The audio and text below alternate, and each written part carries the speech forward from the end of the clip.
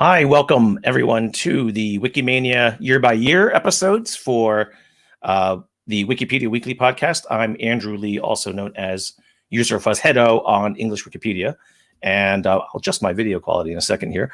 But what we are doing with these podcasts is talking about every Wikimania ever since 2005, and also trying to sum up what has happened in the community since then. So this is kind of a retrospective and an oral history of what's happened in the movement. So first, I want to introduce my co-host for these types of podcasts is Richard Nipel. Hi, Richard.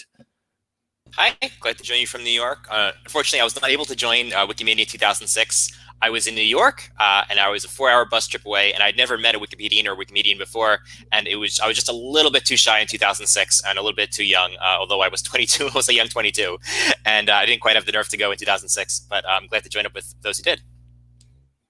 Great, thanks for being with us. And also Phoebe. Hi, Phoebe. Hi, Andrew. I'm Phoebe Ayers, user Phoebe on the projects. I am currently located in Greater Boston, not too far from the site of the first Wikimania or the Wikimania 2006. But at the time, I was living in California, and this was actually my second Wikimania conference, and I helped organize this one. So it was a bit of a journey in between Wikimania 2005 and 2006. It was the beginning of an addiction. So yes, thank you. And we have S.J. Klein. Hi, S.J. Hello from Boston. This year was a chance for the Cambridge area Wikimedians to get together and get excited. And I still remember all of those students from across a couple of campuses really getting interested in making Wikipedia a social thing for the first time. There were a lot of people sort of hanging out and hacking on it, but didn't have a project to work on. Very, very warm memories. Great. So SJ was the, I guess, main person responsible for the bidding and the execution. And we're going to get into some of the details of how that came about. So thank you for being with us. We also have Brad Patrick. Hi, Brad. Hello, hello. So Brad Patrick was the first ever executive director. And that was your first ever big meetup of Wikimedians, right? It was incredible. I had come on as kind of the general counsel and interim executive director. Jimmy had brought me in because I was in Florida and really close to the offices, which at that time were not in San Francisco. They were in St. Petersburg. So we came up from Florida up to Cambridge. And what was really exciting about it was at the time we were under tremendous scrutiny. It was the first time that the press was really aware we existed, the national press. We had so many people asking about it. There was a lot of hype, a lot of excitement. Of course, we had a lot of controversy, but it was a really, it was an exciting time, I think was probably the best way to put it. We all knew something big was going to happen. Yeah, and we can't wait to hear more about your reflections on that big first event that we had there. We also have Kat Walsh. Hi, Kat. Hi. I'm Kat Walsh, user Mindspillage, and I'm just north of San Francisco right now. And this was my first Wikimania. I'd heard about Wikimania 2005, and I thought it was like a really big trip to make where I wasn't really going to know anybody, and I was probably just going to be standing against the wall the whole time. And I went to Wikimania 2006, and it was probably the greatest event that I had ever been to. And I had just really started to get involved on the foundation side of things at the time, so I was looking up briefly from my OTRS window to come to this conference. Great, good to hear that. We also have Lodewijk. Hi, Lodewijk. Hey, Andrew. Hey, everyone. Good to see everyone again. I'm Lodewijk Geloof, user Effie Sanders from the Dutch Wikipedia since 2005. And at the time, this was, I think, my first big conference. And after I liked Wikimania obviously a lot because I made 13 repeats. So after that, I kept coming back, and I'm calling in from California, where I'm doing my PhD. Great, thanks so much. And last but not least, Philip. Hi, Philip. Hi, everyone. I'm Philip from Serbia. Wikimania 2006 was also my first Wikimania. It was really awesome to meet a lot of people from international audience, and I did a lot of photographing back then because that was really interesting to me to capture all the people that were there. So yeah, this is great. Thanks for having me, and I'm currently in Egypt having vacation. So. Nice. Thank you. Thanks so much. And just to remind folks who are watching us, you're probably watching us on one of 3 different channels if you're watching us live: Facebook, YouTube, and Twitter. So feel free to send us questions or comments through your respective social media channels. We can actually see the comments and bring up the comments on screen. So for example, Zico was asking, why Wikimania? What was the motivating factor for this conference? And we covered some of those origin stories for the 2005. But I guess a good question to lead with is then, because there was the open question. Remember, at the end of 2005, there was no guarantee this was an annual conference, right? So what happened was, SJ, you're the one who decided to keep this habit going on. What was the sentiment after 2005? Because remember, I think it was either Jimmy or someone else said, maybe we'll have this in a few years. But we basically had it every year since then, right? I think most of the organizers, after the refractory period of deciding why would anyone do this again, in a few months we're looking at each other and saying, we should have another Wikimania. And started getting a bunch of people excited about making it a bidding process and inviting different cities to put in ideas. And so I think not just us, but a few different groups who had a great time in 2005 started working out what it could look like in their city, putting together proposals. And then over the summer, that blossomed into sort of a full-fledged schedule for how bids would lay out. And then there was a contest, and there was some stealth planning, and groups, like the different groups were rapidly gathering volunteers and trying to make their bids look really shiny and professional. And so I think by the middle of the summer, there was commitment. There was some real excitement. Right. And this is Phoebe, you were involved as well with it, even though you weren't in Boston or Cambridge by that time. But what were the dynamics of that year? Because you and I and SJ wound up being like on a committee to decide where Wikimania was in the future. But what was the mood like, you think, for 2006 going into that? Well, I think that, we talked about this in the 2005 episode. That was really a special conference in Frankfurt. And for people who were there, so I was there, I met SJ there, and you as well, Andrew. It was this kind of extraordinary moment where we got to meet other people with our shared hobby and our shared joy. And there was a real sense that this was special. But I was not in on any of the planning, the bidding, etc. But SJ and I had met and struck up a friendship. And at some point that fall, so I was working at the university in California at UC Davis. At some point that fall, I had heard about Cambridge getting selected, and I think I reached out to you and said, can I help? What is there to do, basically? And I think like 3 months later, I was co-running the program with you. So to me, 2006, for my personal story, is a story about how we let people take over and take on projects and how that's an empowering thing in our movement. And I don't think we had...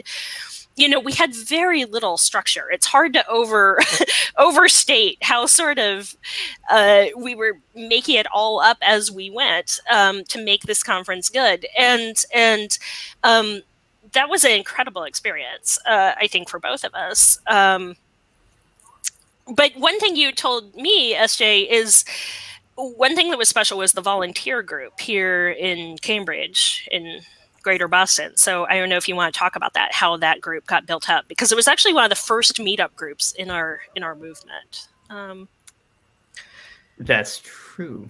We had the first U.S. meetup in 2004 when Jimbo came over, and so there were a lot of people scattered around the region who were not that far from Boston, and there were some people on 3 or 4 university campuses.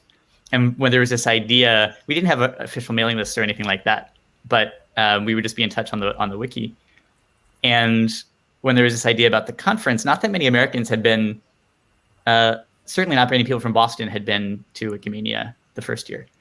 but people were excited. They're like, yeah, let's do a thing. And within a few days, people had made posters and posted them around campus. And we got 40 or 50 new students who said, oh yeah, I want to do a wiki thing. And so we were hosting sort of weekly small gatherings for people to brainstorm ideas about how we could pull it off.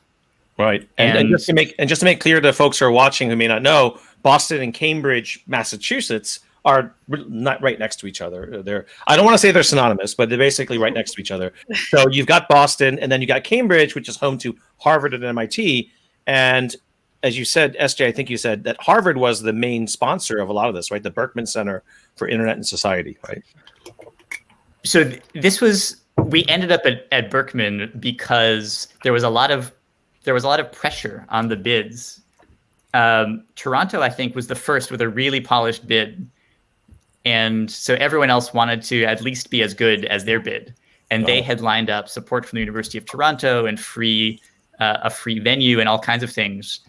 And so everyone else who put in a bid at the end of 2005 was trying to get similar things. And so we asked MIT and BU and Harvard, we asked a number of different groups if they would sponsor it. And Berkman was the first one to say yes. And then when there was still contention at the end of October, this happened within about 4 weeks, they said they could probably line up $20,000 in scholarship funds. And so we committed to hosting it there in part because we had support. Right. And I think it's worth saying something about the Berkman Center, both for people who don't know what it is and for people who do know what it is. So this is a research group based out of the Harvard Law School that studies internet and society issues. So it's a group of independent researchers from around the world and faculty at the school who have studied all kinds of things related to the internet communities, et cetera, over the years.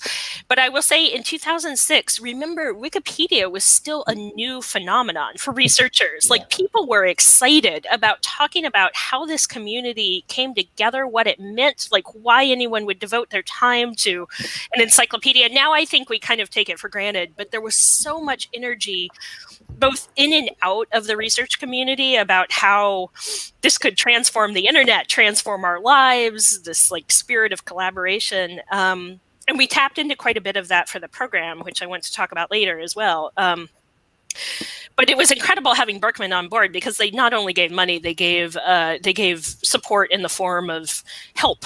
So some of the Berkman staff helped out with the logistics and, getting us the bookings and everything, and really, I think, made the conference possible logistically. So that was awesome.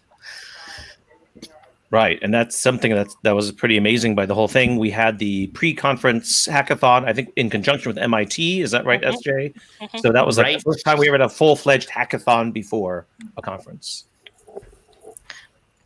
Yeah, and that was a cool event too. Although, I actually missed most of it because I was working on site on the other campus. Did people go to the hackathon on this call? Were any of you involved in the hackathon, Brad? You were there? Oh, great. Yeah, absolutely. One of the people who was really remarkable in that happened. He later took a job with what he called a California fruit company, a Radian, who was there and talking in just mind-blowingly compelling terms about how amazing the fact that we were using open source software the way it was. This was all, on the heels of one laptop per child. That was the big thrust of what people's awareness was and how we were making a dent in the world. Aaron Swartz was there, who was actively contributing and advocating strenuously for why all of the Wikimedia, the whole wiki software needed to be refactored. There was just a lot of excitement around recognizing, I think, for the first time that Wikipedia as a project and everything that was happening was here to stay, that it was real, it wasn't a flash in the pan. B, that it had real technical issues in terms of what was necessary to keep it going. Mark Bergsma, the network guy, who again must have been, does anybody know how old Mark is? He had to be, 20 at the time? A relative kid out of the Netherlands who was just brilliant talking with people about what we needed to do. We'd just gotten our own errand registration for the first time, so we couldn't get knocked off the internet. There were a lot of things that were really happening that were foundational to the future success of the organization and the projects. But seeing all of these brilliant minds sitting together and having Evan was there, and at the time was just doing Wiki Travel, I think, and having everybody in the same room kicking ideas off each other and just looking ahead. Domas giving a brief on this is how the database really works. It was incredibly saturating intellectually. It was phenomenal. So you're talking about Domas Matuzis and Evan Prodromo, who helped start Wiki Travel. And I think one of the things that stood out to me for the hackathon, that was, I believe, probably by definition, it was the first year we had Google Summer of Code students do Wikipedia projects. And we had our first round of folks report their results. And this will always stick to me as like one of the seminal things about Wikimania 2006. There was this young, super smart guy who tried to spend the summer to write a parser for wiki text, for wiki markup. So if anyone doesn't know what that means, it's like wiki markup is what we use to code Wikipedia pages, but it's kind of like slapped together in code as like, to render the page on Wikipedia is kind of a messy, disgusting code tangle of code that's developed over the years. And if you could write a parser, meaning a very tight, well-written software program to convert that code into things that we can do with visual editing and all that stuff, that would have been great. And this student justifiably had pretty much been driven mad by that project that summer. So he basically got up in front. I don't know if you were there, Brad. I don't know if you remember this. He got up in front of all these top-notch developers in our movement and basically said, Wiki markup's a disaster. You can't do it. It's just impossible. And he started going through all the stuff, and no one ever challenged him. Everyone was just like, yeah, it's terrible. It's just impossible. Oh, bless you for trying, but there's really no way it could happen. It really is terrible, right? And poor Brian. Like, I feel the thing that was so funny about it is poor Brian Bibber, right? Who the brains behind MediaWiki, who's the person who was inside every line of the code, right? And sitting there and saying, "You mean you actually attempted to write a parser? Are you kidding? Exactly. Do you understand? Like, how could it was just insane." But we had the benefit also of another person who was there, was phenomenal, was Ward Cunningham. Right. We got to meet Mr. Wiki. He was there, and we all, he was just an amazing guy who had so much depth and just wisdom around dealing with big, important stuff. And we were just amazed by him. He was incredible. Right. Hey, we're glad to have Charlie Nesson with us. Wow, thank you, Charlie. SJ, you want to tell us about Charlie? I think we don't have time for that. No, but I just briefly. We had. There was so much fantastic participation from the people studying the internet, especially at Harvard Law. And Charlie and Jonathan Zittrain and Yochai Benkler all turned out and shared their different perspectives of where we were heading and what we should be thinking about. Yeah. And it was amazing just how many people from the Harvard, MIT sphere came and was just so excited to be part of this whole event, right? And just pitched in so many ways.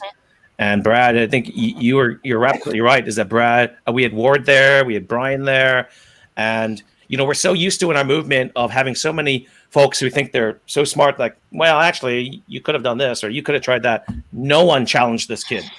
Everyone was just like, oh my God. But what's amazing is how many years later we actually have a visual editor that parses wiki text. Right.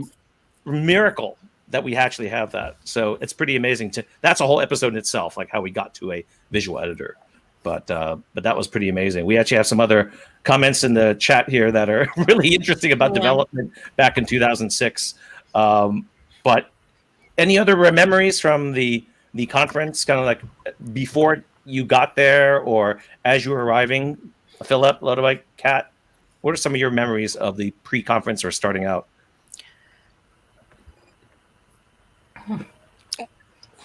Well, one question that I am curious is what brought the three of you to Wikimania. So, my perspective is I remember I was on registration duty at the time, I think, and so I remember seeing your names come through the registration. All three of you. Of course, I didn't know you at the time, but somewhere buried in my emails is a list of registrations. And, I talked to a lot of the attendees ahead of time about registration and scholarships and logistics. And I think I touched base with all three of you, but how did you learn about the conference? Why did you come? What brought you in?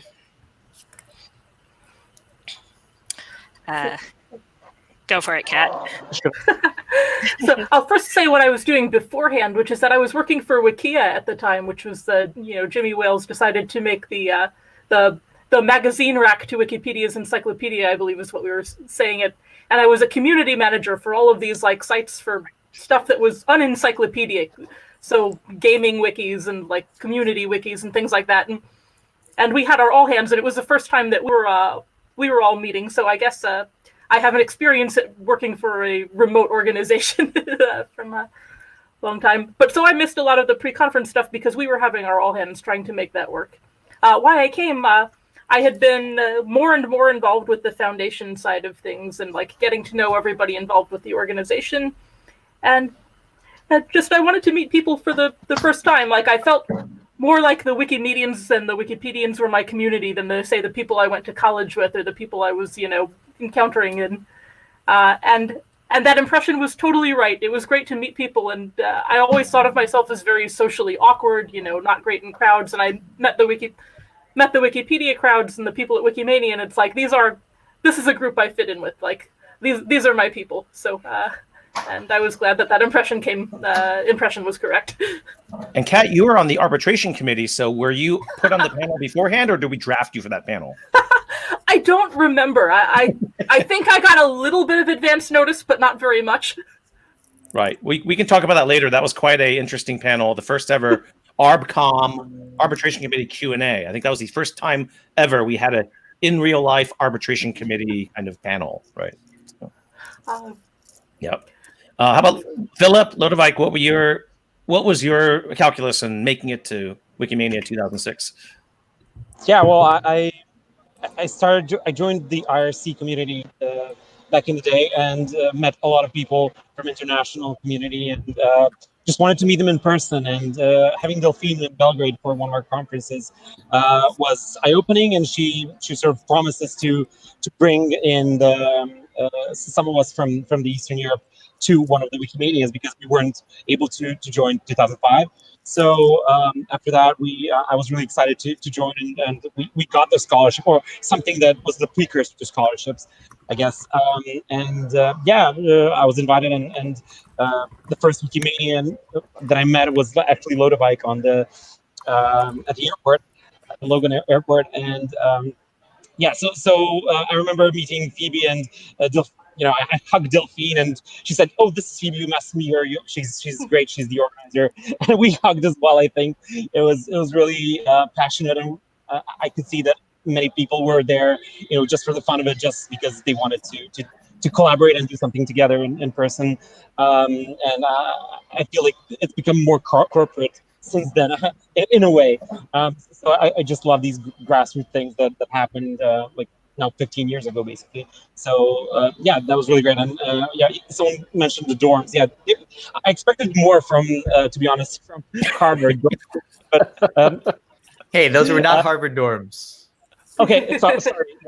I never knew where we were actually, but wait, what dorms were they then? If they there was a mix. I'm sorry. Yeah, and they were very hot. No air conditioning. They were Harvard. I know. That's where I met Andrew on the sidewalk for the first time, and it was like, you're Andrew, and it was really funny. And we're standing outside the dorm, and that was crazy. That was just everything coming together. I think that night, Phoebe, you said you were checking people in.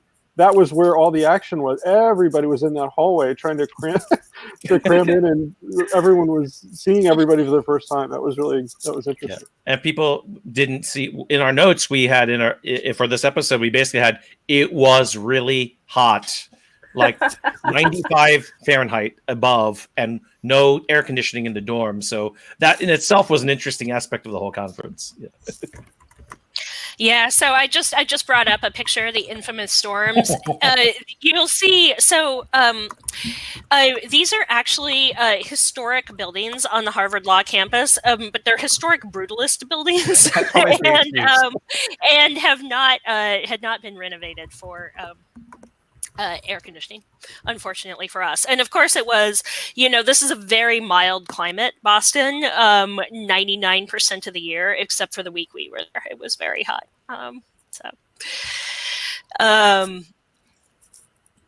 So yeah, Lodevijk, what brought you to the conference? Yeah, at the time I was like, so I was a Wikipedian for a little over 1.5 years, maybe, mostly focused on the Dutch Wikipedia. If I read back my writing from the time, my English was terrible. It was like horrendous. So that's so fun to read back. It was endearing. That's what we call horrendous in Europe. But yeah, it was interesting. And there was this international conference that I got a scholarship to, and I got like I think I got to lead one of the Birds of a Feather discussions. Also, very confusingly, I had a totally different interpretation of what the topic was going to be than all the participants. So that was a very endearing experience. Is this the first time you're revealing your ignorance of the topic, or did you tell people? No, it's just I picked a topic. I thought I had found like a really smart title. So I wanted to talk about like all the interactions between local communities, between different Wikipedias, and how they can learn from each other in policy making, in like all these like 3 revert rules kind of things. So I think I came up with a title like localization in a globalizing community or something like that. But I didn't actually Google to understand that localization has a very different meaning in a technical context. Right. So everybody came for that technical context. And, and here I was trying to get people to talk about like 3 revert rules and policies. And yeah, I should have done my homework a little bit better. Yeah, well, one thing we were talking about, Lodevijk, is this was so there were lots of meetups like this among various communities. I remember, so ArbCom, of course, was one. The OTRS folks met up, the email response team. I think that was the first time that had ever happened. And I don't know if you all remember who else had little gatherings, but there were lots of little gatherings at this conference, which was cool. Yeah, I think Kat was in charge of the OTRS meetup. We had like a whole lunch carved out for that. We also had the chapters meetup, which was the first of its kind, I think, Philip. I know you were there because there are pictures. But it was basically the precursor to like all the Berlin conferences, the Nijmegen conference, like all these conferences where the chapters got together to talk about like this strategic angle, and how as a chapter community we could play part of that in a world where the Wikimedia Foundation was also globalizing a little bit more. Yeah, so where are we looking at? There's a meetup in action. I see Austin Hare and James Forrester on the side, Juan David, and Cormac is in that picture too. Is that you? I think that's you in green, Lodevijk, right? Yeah. And here, I think we have in the middle the tallest Wikimedian, right? Yep. That's right. Oh yeah, there's Kurt. Kurt is right there in the middle. Yeah. And on the very right, you have Austin. Austin was at the time the chair of the chapters committee still. Unfortunately, passed away a while ago. I saw Finna in the comments. Hi, Finna. Hey. Yeah. So yeah. So seeing Finna reminds me of oh sorry.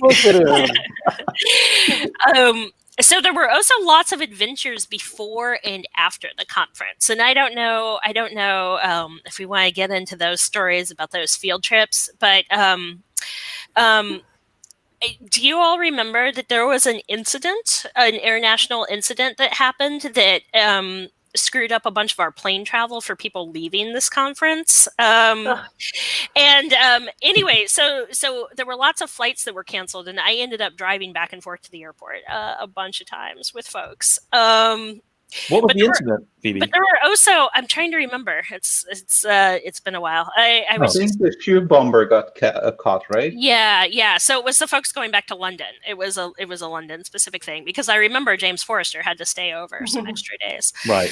But there were also field trips. There were field trips throughout Greater Cambridge. And all over the place. I distinctly remember eating ice cream with a bunch of you at various places around Cambridge.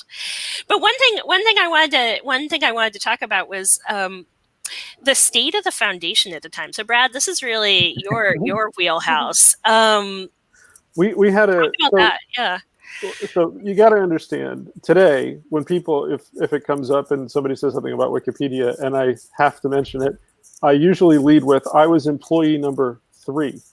And the way that people interpret, it's like, look, we had Brian, who's the programming guy. We had the guy who answered the phones, and then it was me. And that was it. Like, literally, there were 3 people that were formally employees of the foundation. Okay. So we go from that to understanding we were on the heels of the Siegenthaler incident from December, that had just kind of exploded. We were, I think, 19th. We were the 19th largest website in the world and still climbing. And we were this shoestring organization that really, we didn't have the security of knowledge about whether we were going to exist. We were still worried about whether we were going to get sued into oblivion in Germany. There were a whole bunch of problems that we didn't have a solid idea behind, except, thank you for that. This was Brad in his office in St. Petersburg. There you are. The significance of which was that all we knew was that the whole world was looking at us, and we just wanted to make sure that we were going to be secure, that we were going to be safe. There's Barbara. There's the banner. Oh, yeah. Everybody signed the banner. Barn Star on the wall. And I think we got the first internet award is also in another one, just out of frame. But so what I wanted to talk about was the fact that we had, a board. We had a general sense of the direction that we were going. But what we were most concerned about was what we were going to do to respond on almost a daily basis to the mentions in the media. And this is what Jimmy was doing nearly full time. I mean, the reason that he wanted me in the office was because he was out traveling on television, giving conferences, whatever, all the time. So what was exciting about Cambridge, as I mentioned, was the idea that we were going to be there, that the press were really sending, reporters to come and actually, explain what this whole thing was about, because so many people didn't understand what Wikipedia was in terms of it being an editor community, about there being Wikimedians at all. And it was really the first time that people saw that there was a real context in a human way, real humans behind what all this was. So that was a big thing. There's the board. And so I think going forward, what we knew was that there was going to be some real intellectual content around what the Wikipedia community was showing. And I'm remembering most vividly Professor Benkler, because The Wealth of Networks was the book that he was in the middle of writing, that Wikipedia as an object lesson in how there was more. The more we put together was huge. And having that be something that he was going to lecture about in a really significant way was, profound to me. I mean, that was something that I was really excited about. It was a great opportunity to talk with the really smart people about the organization of the foundation and what it meant at that point to begin to solidify the ideas around what elections were going to be, the role that ARBCom was going to have as a community thing, but not a foundation thing per se. And it was still baby steps. We had financial problems in the sense that we were raising money, but we hadn't ever been audited. So we were still trying to get people to take us seriously as a 501c3 organization in the United States. That was huge. We were getting threatened to be sued almost every day. So that most of my time was spent talking to people on the phone who said, I'm going to sue you. And that was fun. But, the great thing about about Wikimania was that it was the first time that we had everyone together in a room to be able to really talk through these things. That wasn't just a board meeting. And having outsiders, having other people who had the lived experience of what it was like to be online, who had the lived experience of what it was like to have that kind of connection, and to really see that there was a phenomenal future based on these core principles. And I think that, to me, is the thing that is the most valuable aspect of what we were lucky enough to be a part of at that time, which was establishing and really planting the flag for free knowledge and being able to expect that this was something that was going to withstand, scrutiny. We were beginning to get into the real academic interest in the acceptability of Wikimedia. I mean, it's funny to talk about now because it is so ubiquitous. But at the time, people, it's like, should you ever be able to cite Wikipedia? What do you do if you're a teacher and you've got kids editing to say they hit 500 home runs, this kind of thing. So having that evolve and see the real scholarship behind it has been just an extraordinary thing, knowing that it started with this group of people sitting there in Cambridge. Yeah, and Brad, that was like the first time we've ever had like a pretty big press scrum for Wikipedia, right? Like, oh yeah, I remember there's a picture somewhere on Commons. There are lots of pictures on Commons, but one of the ones I remember was the press where Jimmy was giving specific interviews. We had the announcement about one laptop per child that we were coordinating with. We had, a really exciting sense of being able to really tell our story and explain what Wikipedia was. It's, once you move past online encyclopedia to anyone can edit to, reliable source, and as it evolved, it opened the door to more conversation. But the headlines just coming after that. Right. Well, and I think it's worth remembering, too, we were sort of casting back in our memories, looking at the history of Wikipedia. Wikipedia in English had just passed 1 million articles in 2006. So in March of 2006 was the 1 millionth article, which was, correct me if I'm wrong, Andrew, Jordan Hill Railway Station, I believe. Right. And I can't remember who created that. We did figure out who created that at the time. But yeah, so the other thing was one laptop per child. So SJ, you're showing us the laptop, the infamous laptop there. Show us the keyboard. Show us the keyboard. And actually, you can load Facebook and everything. Wow, that's impressive. Yeah, it can load this chat. Wow. Whoa. This is a later version with a little clicky keyboard. It's not nearly as pretty. Mm-hmm. So that project was pretty new. It was in 2006, right? And they became a sponsor, right? So when we first put in the bid, the Media Lab also signed up to sponsor, and between that time and when the conference happened, OLPC became its own nonprofit and separated from the university. And I joined them to work on content development in lots of languages, and so it ended up that we sort of got we had two supporters for the coordination of one. We still had some Media Lab support, but we ended up, I think we hosted the hacking days in the OLPC offices. Right. Because it ended up being easier. That's right. That's true. Oh, we had a question? Go ahead, sorry. I was just going to say, by Media Lab, you mean the MIT Media Lab. OLPC was a project out of MIT, but it became its own thing after this conference. Yeah. Walter Bender, who was the head of the Media Lab, signed them up to sponsor the conference, and then he left the Media Lab to run OLPC. Right. In the spring before the conference started. So we had a question from Zico. Was the movie Truth and Numbers, which is a documentary made by Nick Hill and other folks, was it partially shot at Wikimania? I don't remember them there. Were they? At Wikimania 2006. I think they did show up, and they were trying to get live footage in some of the talks, and we had to push back.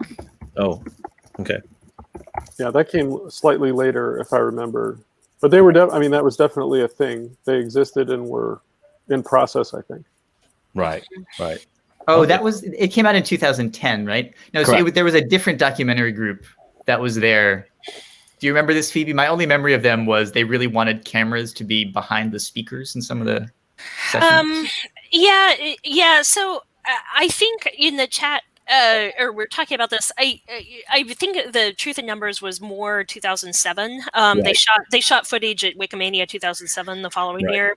Right. There were plenty of community photographers at 2006. This was really the first. This was the first. One of us. Yeah, this was the first conference where our community photography crew really came out in force, and like people brought their good cameras and lay on the floor in front of speakers and took pictures. That's what I remember is a flock of Flickr. Give a shout out to George Chris who joined in the who's watching us in the social media chat and helped out with Oh, time nice. and uploaded pictures to the archive. Thank you for that. Thanks, George. So we found a growth chart of the growth of English Wikipedia at the time. You can share this, but it's let me try and make this big. It's worth remembering too that 2006 is here. It's this little peak here.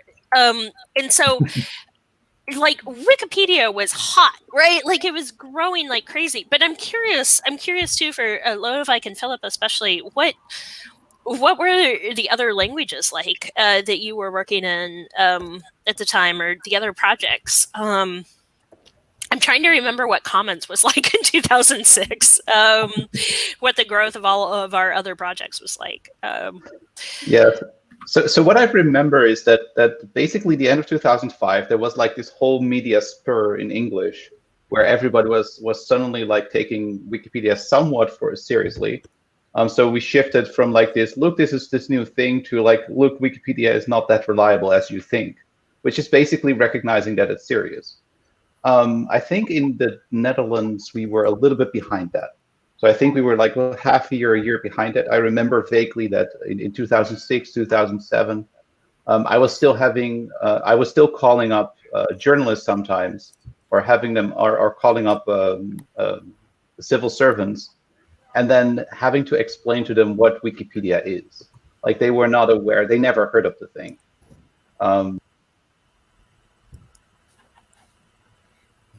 Yeah, for sure.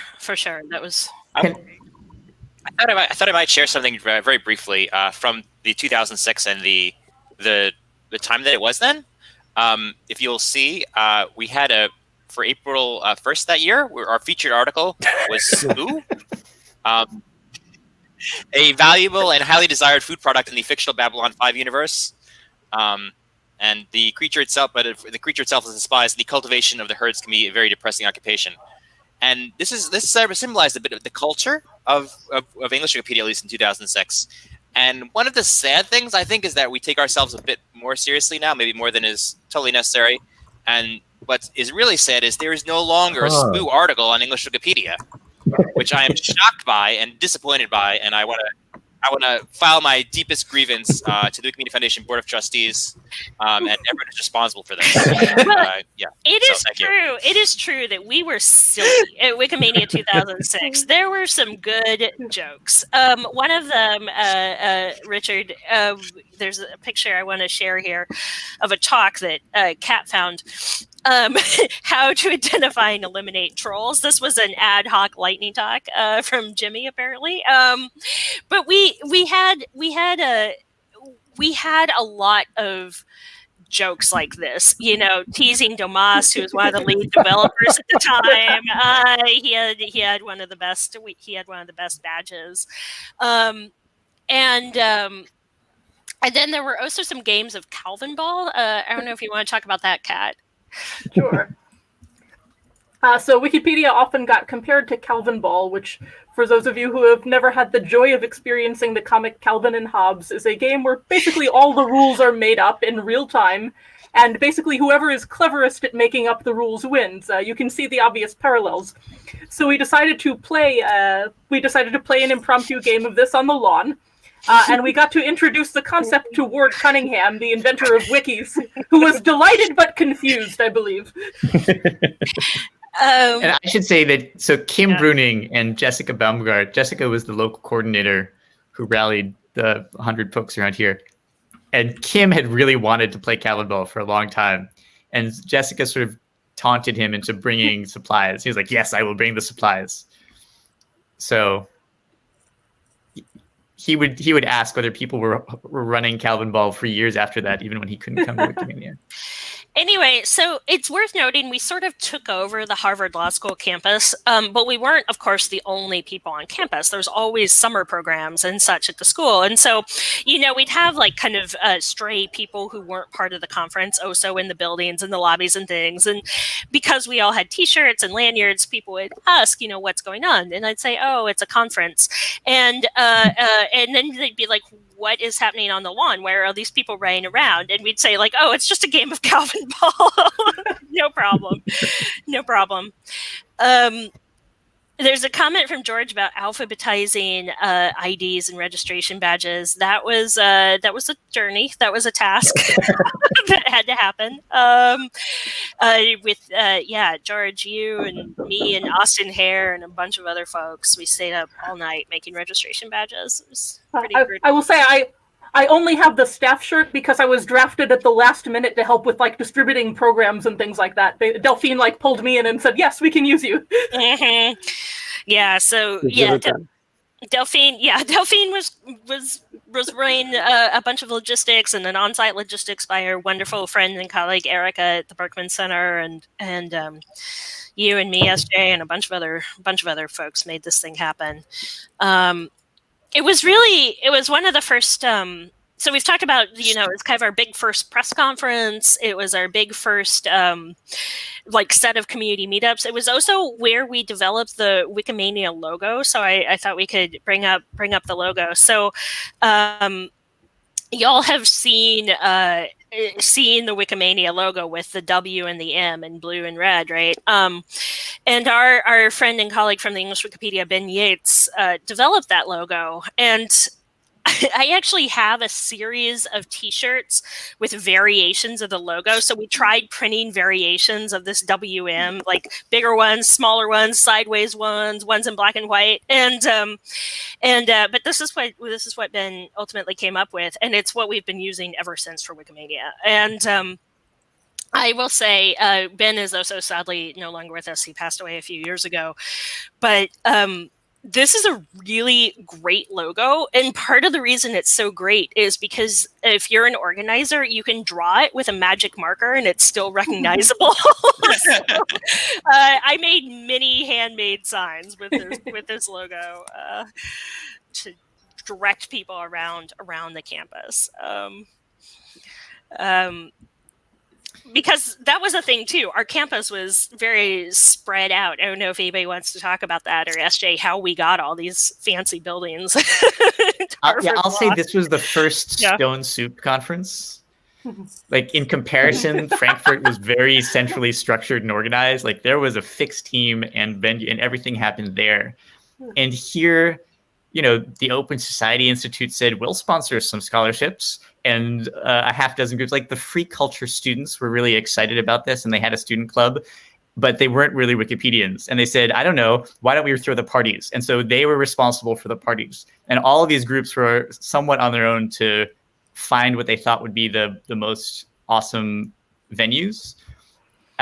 So we ended up with quite a range of buildings, and then we had to direct people around the city. But a lot of that was done with humans. Some of it was signage. A lot of it was a lot of it was people. Yeah. So let's talk about the parties since you mentioned it.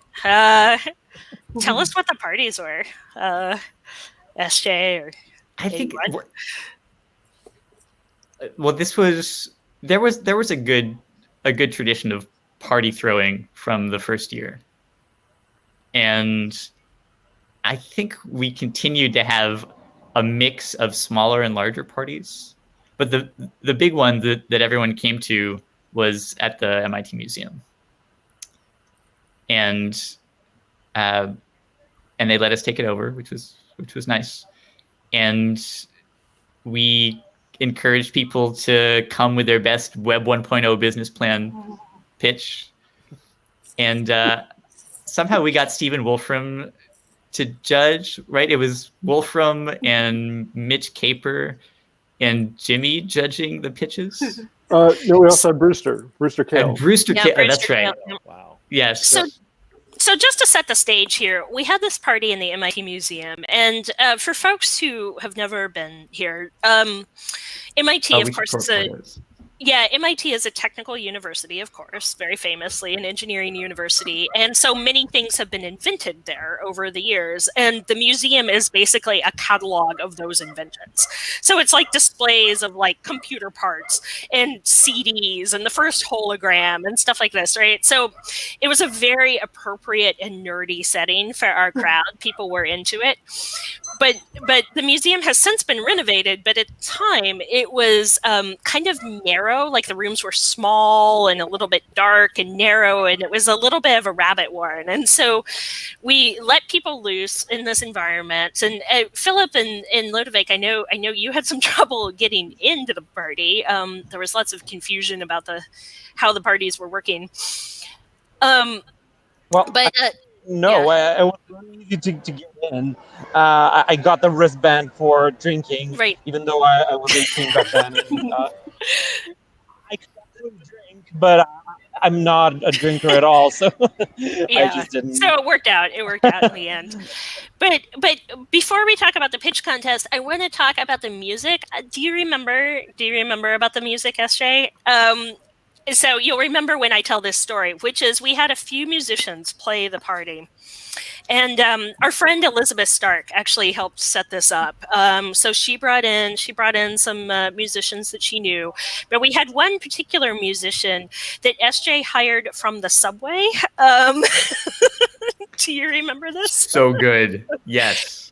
He was incredible, but he was discovered in the subway, and so that was one of. He was busking. The busking was great, and we said, "Do you want to play a party in 6 weeks?" So yeah, these are all pictures from the party and the museum, and this, I believe, is our pitch judges. Jack Herrick is there, Mitch, and Brewster, and that's right. It was Brewster, Wolfram, Jack, and Mitch. So I feel like we should back up and talk about the pitch contest, what the impetus was for the pitch contest, or what the pitch contest was, rather. SJ. It had been long enough since the first iteration of the web that everyone was talking about Web 2.0. And Wikipedia was sort of a Web 1.0 poster child. Web 2.0. Web 2.0. That's what people were calling us. Yeah. We had moved into that era, but we were inviting everyone to share their best business plan from the Web 1.0 times. And they're going to be judged based on whether they would have been accepted as a promising startup back then. Right. So yeah, for people who weren't, super involved in the web and the Web 1.0 era, which was the very late 90s and very early 2000s, there was this moment in time where money was flying around for ridiculous startups, right? And that was kind of the spirit that we wanted to channel here. So people made teams and they had pitches. Maybe if everyone doesn't know who these folks are, I mean, the fact that these internet legends decided to hang out with us in their spare time, right, rather than just do a keynote and leave, is pretty amazing if you think about it, right? So Brewster Kale's the founder of the Internet Archive, multimillionaire, just loves us as a movement, right? And then Mitch Kapoor there, was at Wikimania in 2005, creator of Lotus 123, the spreadsheet, hangs out with us at night to do this thing. Jack Herrick is the founder. Yeah, his buddy Dan Bricklin was there for the hacking days and stuck around, and we had a good time with. Yeah. I mean, it was luminaries. I mean, it was really, really incredible. So the thing that was funny, and I'm sure somebody's going to pull up the video here in a second. What was astonishing to us was the idea that we came up with, and I ended up on a team with SJ and Mako and Aaron Swartz. And the idea that we put forward was 1-800-internet.com. And the idea was that you could call 1-800-INTERNET and that we would have information that was available to you if you couldn't get to the internet, of course, and make it an 800 service. And we'd make money because of the licensing. And that was that you had the person who was calling as well as the person who was answering the phone, so you got to charge double. It was perfect. I mean, it was really, really funny. But Brad, you know what? Google did that, right? You could actually call Still the best idea we had. Yeah. Right. So I remember this pitch with fondness because it was really very funny. And there's a pretty poor quality video of it on YouTube. If you search for 1-800-INTERNET.com, it'll come up. You'll also, there's a blog post. This is Mako's blog, who is participating. And the full transcript of the pitch is here. So it was hilarious. It was hilarious at the time, and it is still hilarious to me today. But of course, you know, if people don't know, Mako, this was also Mako Hill's first conference, and he went on to become a very prominent Wikipedia researcher, and I think attend every other Wikimania since then. SJ, and he had just joined the Media Lab as a grad student, and he was largely responsible for us getting them on board as a sponsor. So, SJ, I feel like you should do just the first paragraph of the 1-800-INTERNET.com pitch, just to give us all Okay, so fine, Phoebe. So you know, Mako and I had some pretty good ideas for improving connectivity to the internet, and we think we can reach 90% of the world's population. So think about this: you're sitting in a Starbucks and you need to connect to the internet, but you can't because there's no internet. But what is there near every Starbucks back in 2006? There's a payphone. You pick up the payphone and you call 1-800-INTERNET. You can connect to our bank of researchers on our fast T1 connections and get any information you need. So this was fantastic. Mako was the web designer. Brad, I think you did the financials, and Aaron handled all of the technical implementation, of course, as is appropriate. But this is where SJ has the immortal line. But Mako, you should explain the earballs. Exactly. Which he did very well. Which he did. And as I recall, you explained the business plan with finesse too, Brad. Good. It was so much fun. And it's one of the things that on a serious and sad note, every time I see Aaron and think about just what a tremendous human he was and how much he was involved and how much he cared about, all of this stuff. It was just awful to see what happened with him. And, it is a thing. I'm not to be a downer about it. It's what I remember most fondly is obviously this little shtick here. And God, the t-shirts. Yeah, so there are the four of you. Brad's head, your head is down behind Aaron in this picture, but yes, wearing shorts and a blazer. Thank you very much. My fashion sense. When it's hot, it was hot. Yeah, it was hot. Yeah. Well, I mean, just to go back to something we said earlier, this is really part of the spirit of Wikimania 2006 for me, and I don't know about how you all felt as attendees, but I felt like we had fun and we tried to channel that fun of the movement and of Wikipedia. And like I said, people were interested in us, but we still didn't know quite where we were going. It really felt transitional, but it also felt joyous, I hope, to people. Yeah, I think it's important to point out that, Wikimania 2005 and then this 2006 were only 250, 300 people, right? So it was quite intimate compared to what you see now, which is 500 to 1,000 for Wikimanias. So it was definitely a smaller crew. So I'm sure, Philip, Lodewijk, Kat, you've been to other Wikimania since then, but we have kind of, I don't want to say lost the fun, but we can't necessarily scale up the fun once you get to peer-reviewed papers and professors coming from all over and all those things. But what are some of the things that you remember, not even just from this conference, but some of the whimsy that we had in the community? I remember, Kat, you were on the ARPCOM panel, and for some reason, Uncyclopedia came up. I'm not sure exactly why. And maybe you can explain it to me, because I still don't understand, but it seemed to be relevant to what you folks are doing. So I'm going to bring up the Outcome panel, and it is right here. And someone brought potatoes with this written on it. And so you're going to have to explain to me what this was. So at the time, our popular sister community was Uncyclopedia, which I should bring. Somebody needs to bring up the slogan, which is, but it was like a Wikipedia for all like all the entries were humorous. All the things were jokes. Right. There were all these inside jokes, but they maintained all the like stylistic conventions of Wikipedia with like links and categories and info boxes and like the style of the writing. It was just all absurd. I'm sharing my screen. Okay. So we had this ArbCom panel, which was like a community content moderation panel, and I'm just laughing seeing the screen of like being pulled up,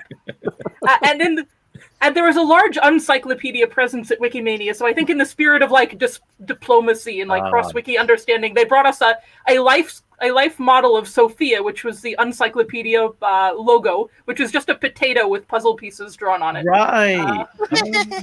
I can't believe I didn't know that. After this many years, now I understand why there's potatoes here. It was the logo. Okay. It's the logo, yes, so Sophia. So and they handed us potatoes in like a gift gesture of and I know I kept mine for like a month until it started to sprout, and then it stopped being a potato in any meaningful sense. So, and now it's living a fabulous life in Idaho. It has gone to a farm somewhere as compost, I assume. But well, thank you. I had no idea why that was the case. Now it makes sense. So. Well, Lodovik, you reminded me too, though, at the same time, there was this dichotomy because we also had this incredibly academic program. So do you want to talk about the program here? Oh, there's a good share. Yeah, I have no idea who the person was that actually, he was in the background there, but maybe someone recognizes, I think it's a him, not sure. So the program, I think that was so interesting. Like, it was super academic. I think out of all the Wikimanias, it was the most academic, and it's kind of bound to be if you and SJ are like in lead of it. Like, you're definitely the most one of the most excited Wikimania organizers on that front. But also because you're at Harvard or you're at MIT, so you have suddenly this access to like these great academics. I don't know if I fully appreciated it at the time, because I was like 19 years old, and it's like, hey, what do you know? But at the same time, I don't think we fully appreciated it at the time, to be honest. But if I listen back to some of the presentations, so the audio recordings are all there. I think it was the Wikimania was mostly streamed, so there were like 3 rooms being streamed live. They all recorded on the Internet Archive. Thank you very much for that, for your service. But the videos, I think, have disappeared mostly. There's a few videos still out there, but to be honest, most of the presentations look incredibly boring. If I look back at it, it's just like there's very few Wikipedians actually talking, and I think that is something we improved over the years. But then the other component, like just the Kelvin ball kind of thing from it, like we kind of lost that a little bit. Like, it came up in flares, but because of being on that campus and because you're like so close together, like other Wikimanias, we sometimes have to travel for like half an hour to get to the venue. Or you had like internet trouble, or you had like, or you were in a busy, crowded city. So there were all kinds of reasons not to just hang out. But I think that that did the trick, and I think the social event was very nice as well. Like all the social structures, even though like there's the age thing, but in general, I think it was very well. It was one of the most playful Wikimanias at the same time that I was in.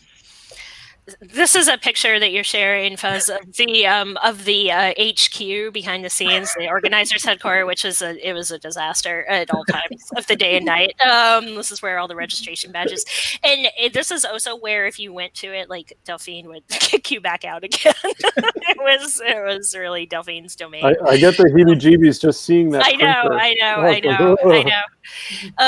Well, it's. I have thought. So I worked on the program with you, SJ, and with many other folks. But I have thought for many years now, I sort of made a tactical error because we set this tone of like having lots of multiple tracks all the time with tons of presentations, just a totally packed schedule.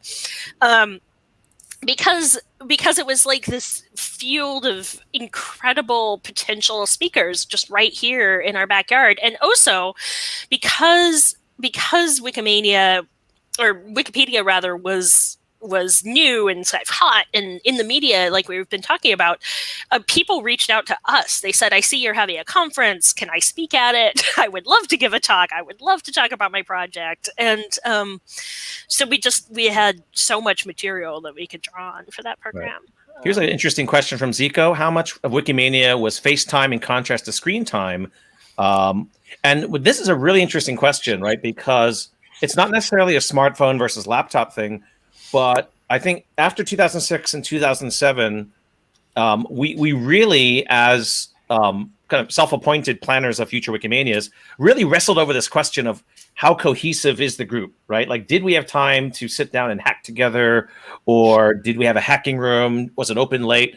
And I think we really liked 2005 Wikimania because we were in a hostel and we had a beer vending machine and we could stay up pretty much as late as we wanted to. Boston was tougher, right? I'm not saying it's worse or better. It's just different. We did not have a hangout room. People were 5 different places. We did not have a critical mass of hangout. So I think FaceTime, in terms of speaking and socializing, was pretty good. It was very high.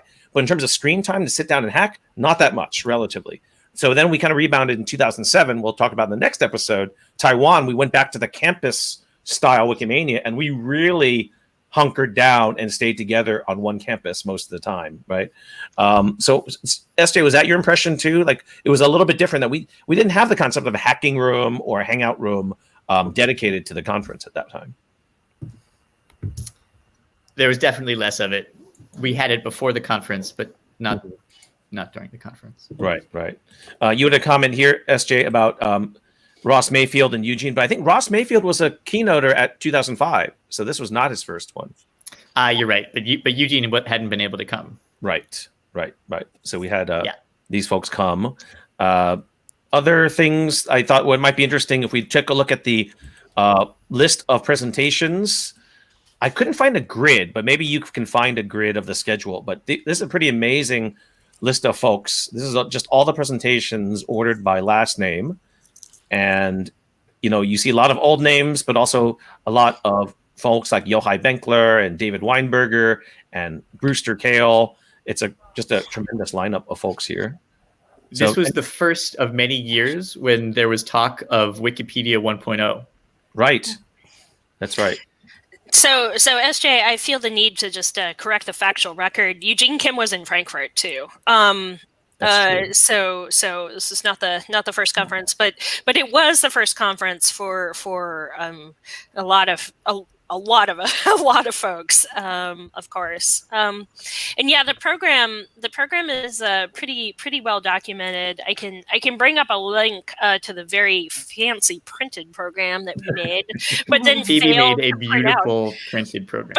But then we never actually printed it out. So this was a very Wikipedia style program. It exists. It's on Commons, but it never actually got made. Oh, there's David Weinberger. That I want to pause and say a big shout out to David. He was wonderful, and I think somebody who, was again somebody who was a real stellar mind, who went on to write a wonderful book about everything being miscellaneous and so forth. I remember having a wonderful conversation with him.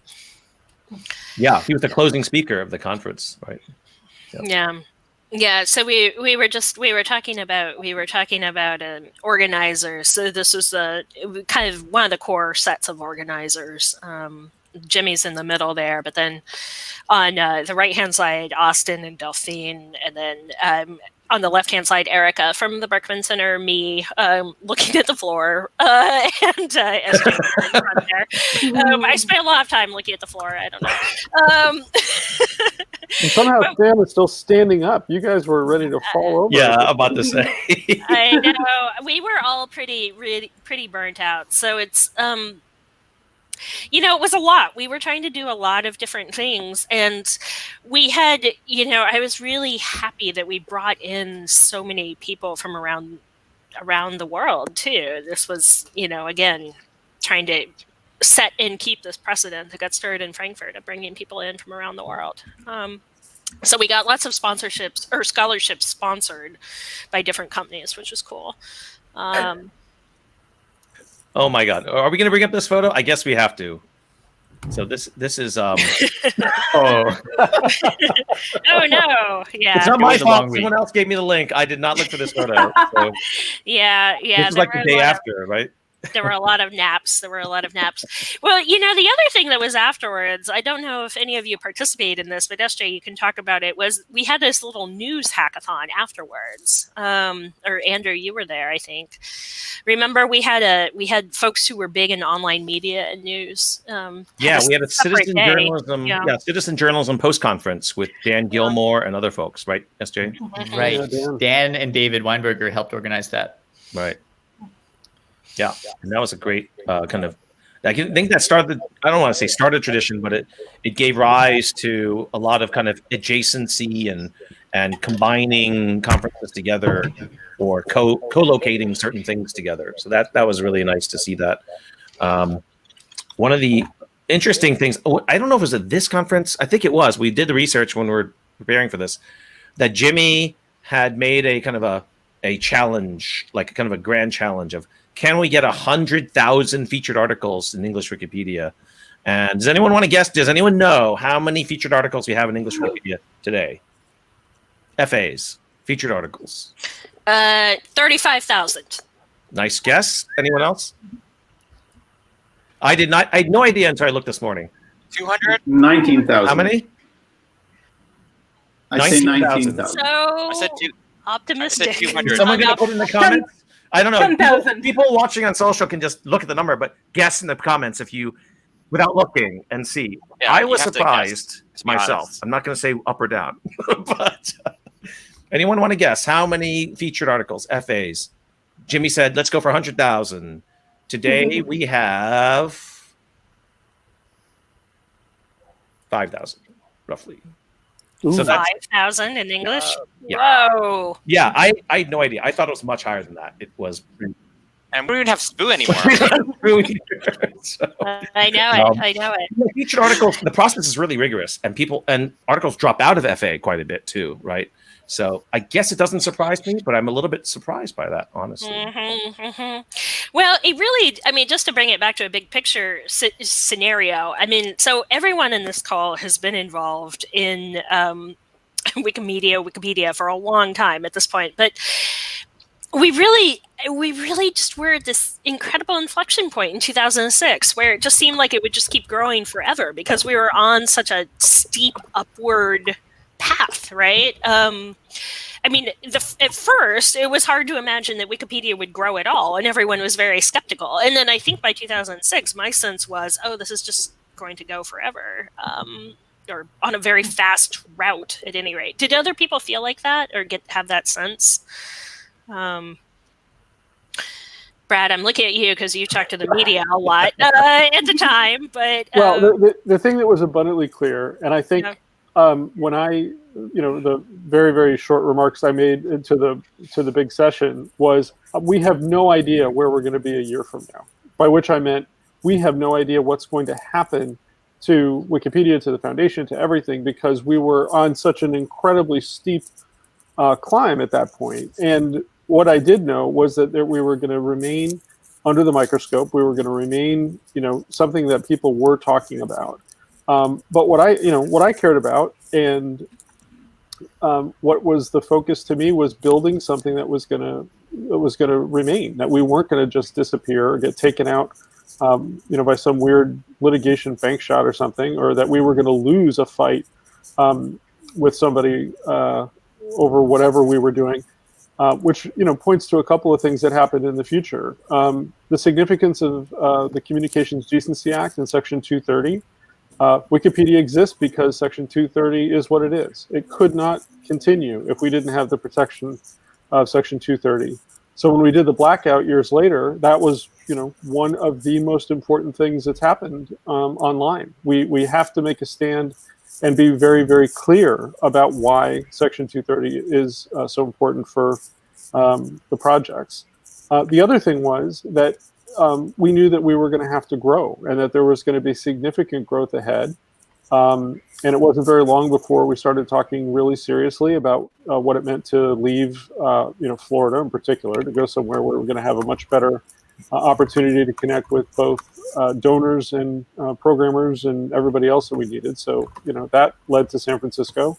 But I think it was also the recognition that although it's a US-based organization, that it is absolutely fundamental that it covers everywhere in the world, and that everything about what Wikipedia has remained and become was on a trajectory that really focused on remaining fundamentally international in its scope and outlook. And that's what we've seen happen. The evolution was clear, but you can't do that if you don't have the underlying, strength of the foundation in the first place. So I think what I always remember, the thing to me was that I knew when I got on the plane and went back to Florida that when I showed up for work again, it was going to be different because we knew that it was real. It felt tangible in a way that it hadn't before. And a whole lot of people were talking about it in tremendous ways. And I'm thrilled that 15 years later, I'm friends with you guys.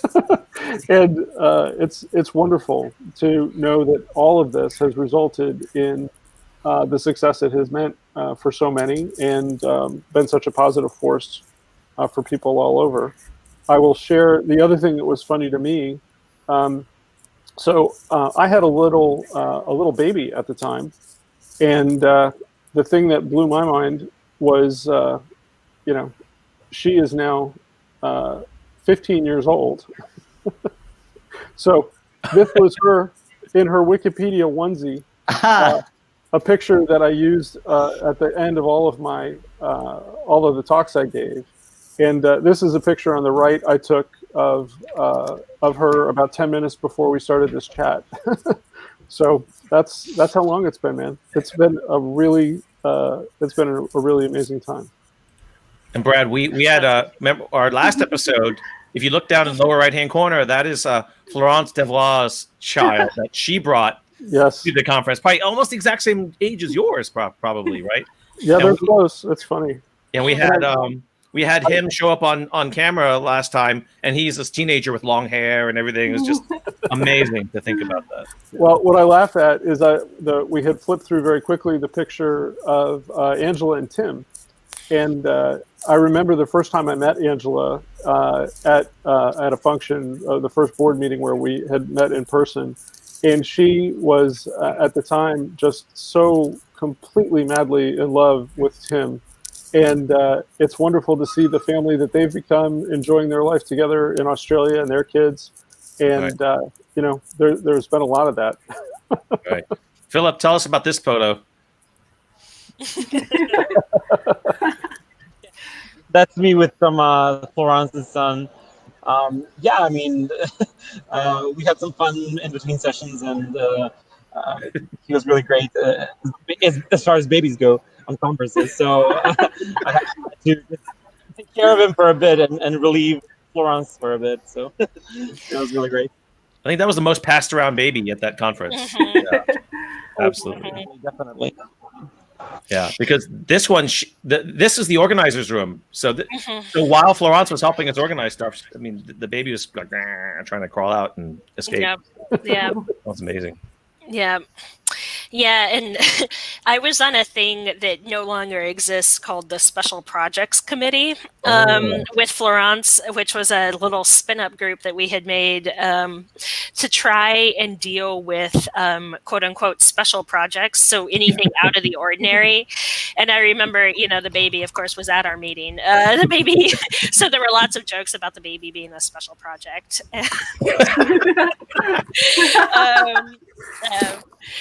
So, Brad, one other thing I remember when we first met was I think it was on the sidewalk. You're right, but the first conversation was at the Berkman Center house, right? Because the Berkman Center was kind of legendary, but then their headquarters is this wooden house, which was like, that's the Berkman Center. So I remember we sat down for the first time, and when you knew I was like starting to write a book on Wikipedia, right? And you came up to me and goes, what really impressed me so much with Wikipedia was the 5 pillars. And I don't know if you remember this. I gave you this blank look, and I said, "What are the 5 pillars?"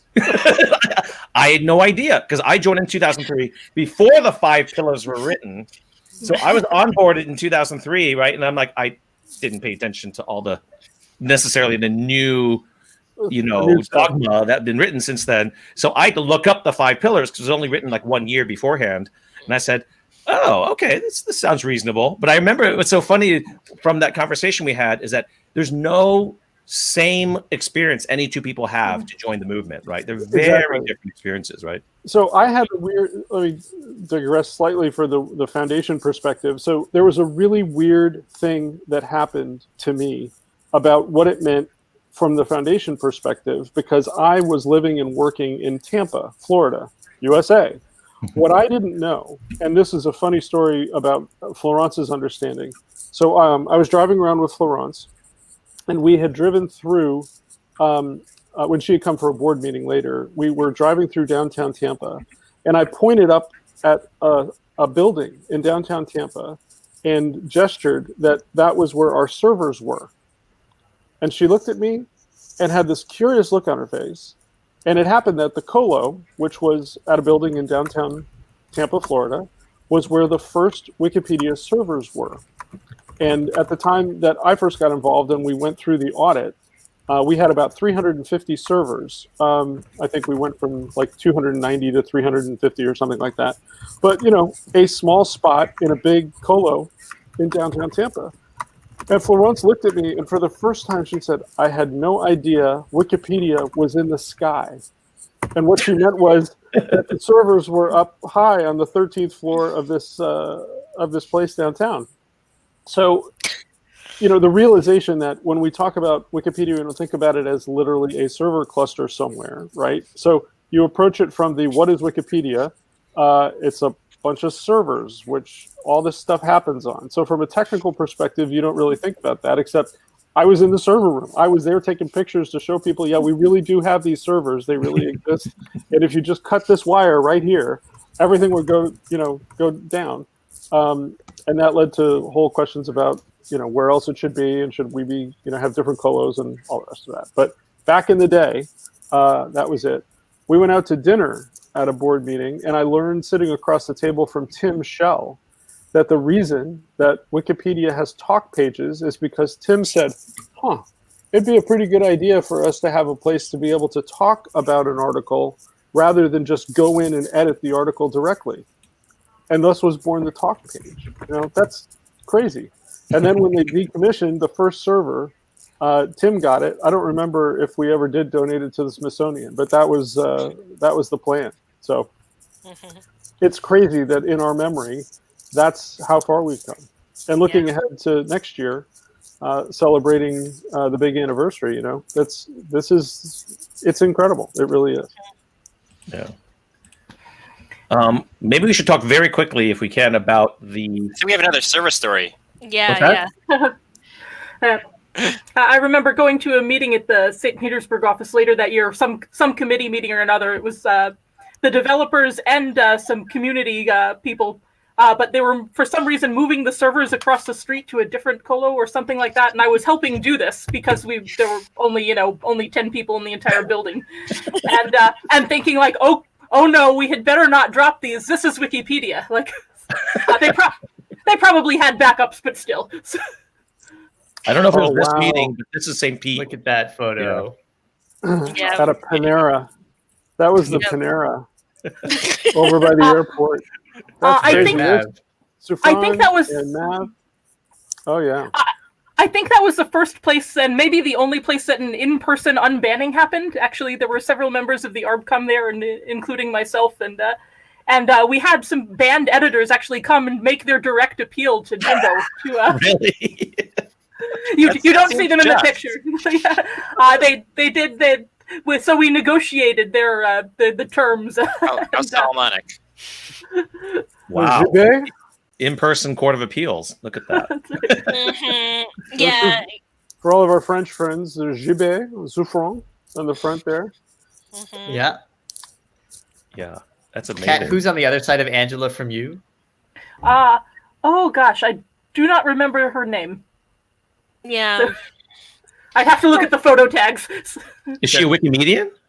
I don't know if she is. I think she may have been somebody's guest. Plus one. Yeah, I don't recognize her. I do not know who that is. Yeah. Yeah, Wow. I mean, it's I mean, one thing I want to circle back to is just, the implications of all these in-person meetings for Wikipedia itself, Wikipedia the project. I mean, one thing that is worth of course acknowledging is we were diverse in some respects, but really not diverse in others, and that has been a constant struggle for Wikipedia and Wikimedia. And this was a U.S. focused conference, not surprisingly, because we were in the U.S., even though people did come from all over. But Kat, I was wondering, you had talked about the implication of this for the community as a whole, like Wikipedia going forward, our general feeling. If you wanted to talk about that. Let's see, about the diversity in particular, or? No, just like what, about our community spirit, like what you were, yeah. So one of the things that struck me the most coming to the Wikimania 2006 conference was not just that there were luminaries that showed up, but just how many people of like different kinds showed up. I was just out of undergrad, and I was about to start law school the next weekend, in fact, and people like Lodovik, who were like still very young and could not even get into some of the parties, and just this group all coming together. And when you were working together, you really didn't care like who they were or where they came from. Just like anybody could have a great idea and bring it forward. And I really loved the governance and the development of the site were really all community focused. The foundation has taken a greater role, but it still keeps so much more of that community spirit than most of the other things hailed as great success stories of the internet, which are mostly like 2,000 people in a building or a set of buildings somewhere. This is really much more of a distributed effort, even with the greater presence of the foundation. But seeing that spirit come to life in person for the first time was the thing that struck me, and I'm really glad that it has kept so much of that spirit going forward. It was one of the things that I always hoped. That's great to hear. Regarding this comment down below, what year did systemic gender bias become obvious, and when did it become recognized as an issue among Wikimanians?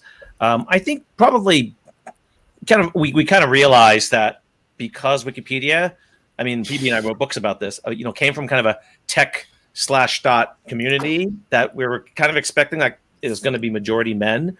But I think after the foundation got the resources and the charges to do research, like reader research and editor research, then you start to see real data about how it was overwhelmingly male, and that we had to do in the affirmative things to try to rebalance this. Is that your feeling, Phoebe and SJ? I mean, what did you think? When did we kind of pick up on this seed that, wow, the gender gap is a problem here?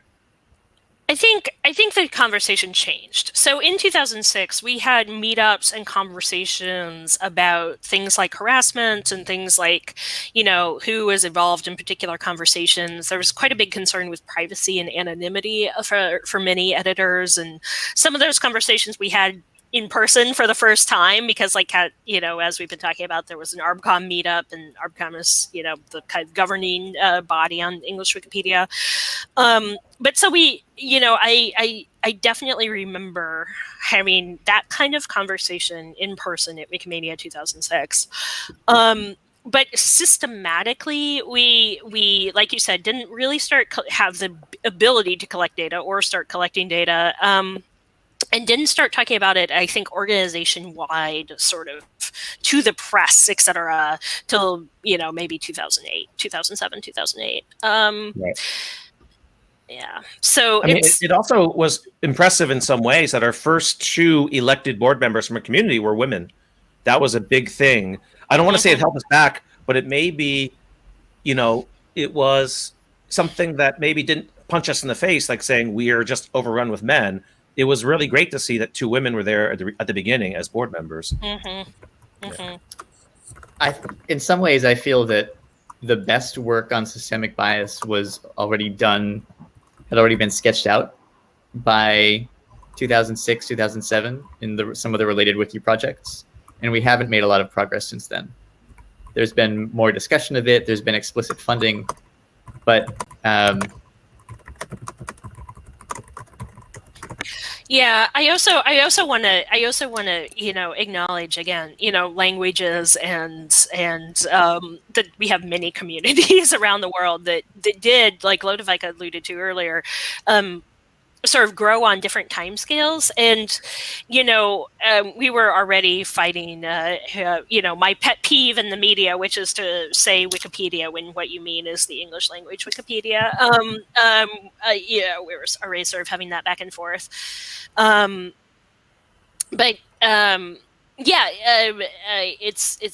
It's true that we were talking about it, but not, not quite in the same outreach terms that we have Right. talked about since. So Mm-hmm. Yeah, I was listening back to some press conferences and things like that, and I noted that like the foundation was talking sometimes about Africa in the context of like, look, we're going to have these fundraising increases, we're going to have more funds coming in, we're going to apply for grants, and that will be some opportunity to reach out to Africa. But it was always in the context as an audience, bring knowledge to them. It was never in the context of let's get knowledge from them, let's involve them in our writing processes. Sometimes there were some community efforts to like help these smaller communities, like the Setswana Wikipedia, the Swahili Wikipedia, that at the time were really small. Like there were some efforts around that. I remember Wiktionary Z being a big effort. That of course OLPC as like to bring knowledge to them. Those were big topics at Wikimania 2006, from what I can find back. But not as much as like, look, we're this worldwide community. Even if you only look at the English Wikipedia, we're this worldwide community, and we have barely any representation from India, for example. I don't remember that ever coming up until like several years later. Right. I'll share my screen just for a minute. Sure. Which is the Wiki project focused on systemic bias was most active until early mid-2007, I guess, like many parts of the project. But this is the state of the project as of Wikimania in 2006. And it leads off with a focus on the first source of bias is people contributing, starting with gender. It talks about the issues of native language and where people come from. There was a community of people who were sort of trying to automate and script, adding knowledge from different sources and thinking about outreach. And I'm not sure that the arc of the people who cared enough to join these projects and the arc of what we were saying about ourselves and describing how we were as a project in more general purpose messaging, I'm not sure they intersected as much as they might.